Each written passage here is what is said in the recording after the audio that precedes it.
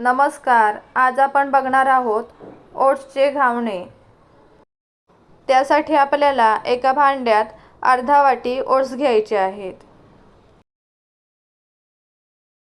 त्यात आपल्याला अर्धा ग्लास किंवा ओट्स भिजतील इतकं पुरेसं पाणी टाकायचं आहे.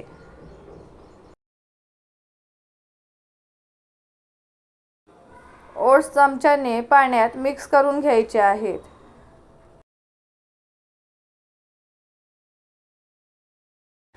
मला यात पाणी थोडं कमी वाटतंय, म्हणून मी आणखी पाणी यात टाकणार आहे. आता आपल्याला यावर झाकण ठेवून हे अर्धा ते 1 तासासाठी असेच भिजत ठेवायचे आहेत. मी इथे 1 तास ओट्स भिजत ठेवले होते. तुम्ही बघू शकता ओट्स चांगले भिजलेले आहेत. आता आपल्याला हे चांगले घोटून घ्यायचे आहेत.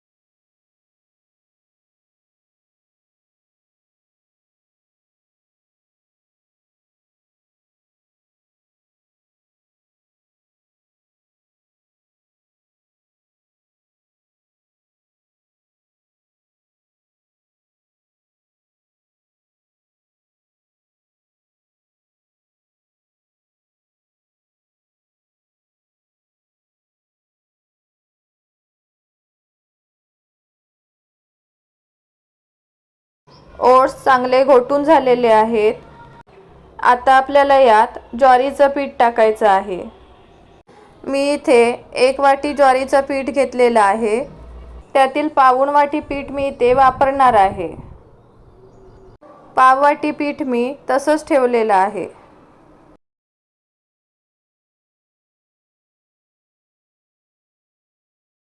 आता आपल्याला यात चवीनुसार मीठ टाकायचं आहे. मीठ टाकून झाल्यावर आपल्याला यात पाणी टाकून हे चांगलं मिक्स करून घ्यायचं आहे.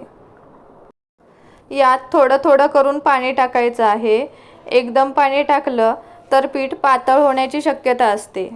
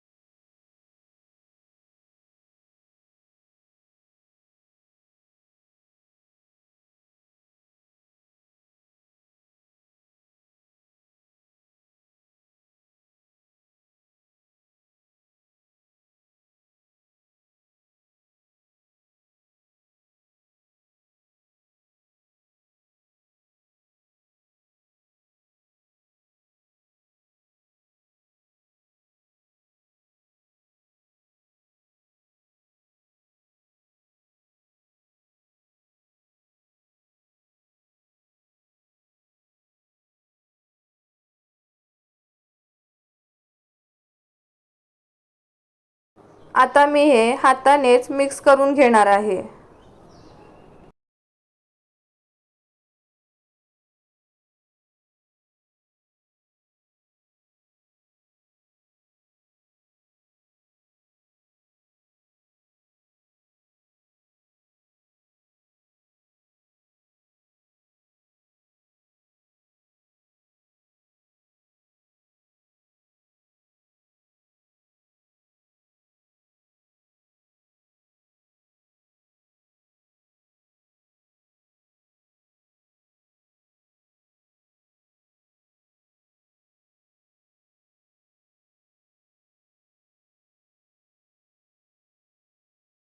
घावण्यांसाठी आपलं पीठ तयार झालेलं आहे.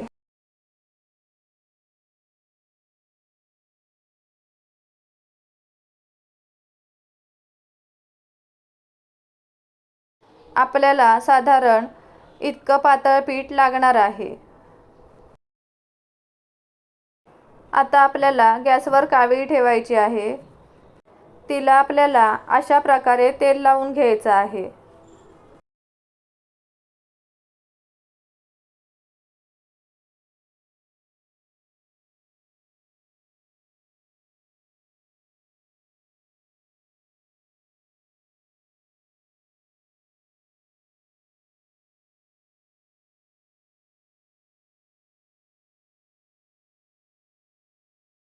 कावी आपल्याला गरम होऊ द्यायची आहे. कावी गरम झाल्यावर आपल्याला त्यात आपण बनवलेलं मिश्रण अशा प्रकारे ओतायचं आहे. तुम्हाला जसा लहान मोठा आकार पाहिजे असेल त्या आकारात तुम्ही घावणे बनवू शकता. घावणे आपल्याला दोन्ही बाजूनी शेकून घ्यायचे आहेत.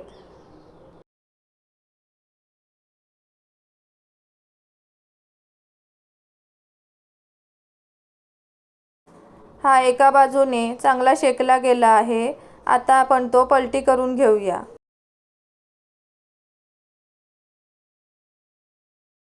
आपल्याला आता हा दुसऱ्या बाजूनेही चांगला शेकून घ्यायचा आहे.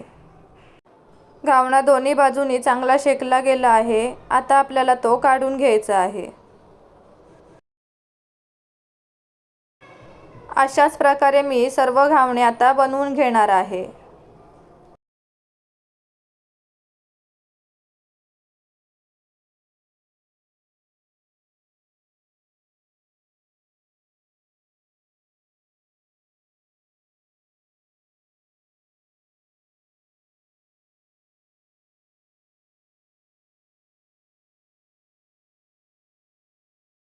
तुम्ही इथे बघू शकता, घावणे कावीळला जराही न चिकटता अगदी अलगद निघत आहेत आणि घावण्यांना जाळीही खूप छान पडलेली आहे.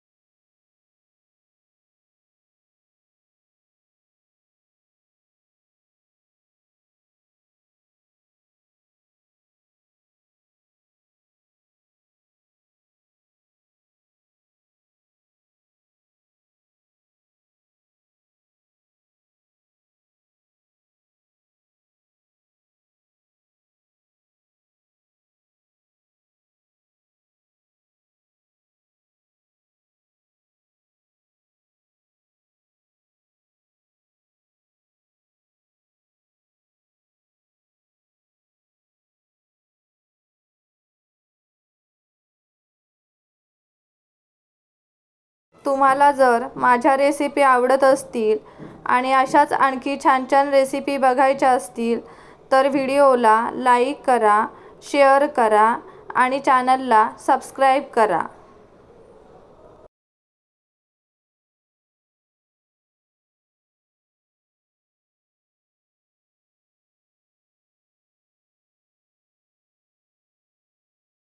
घावणा दोन्ही बाजूनी चांगला शेकला गेला आहे. आता आपण तो काढून घेऊया. इथे आपले ओट्सचे घावणे बनवून तयार आहेत. हे तुम्ही चहासोबत किंवा ओल्या खोबऱ्याच्या चटणीसोबतही खाऊ शकता. आता भेटूया पुढच्या व्हिडिओमध्ये. धन्यवाद.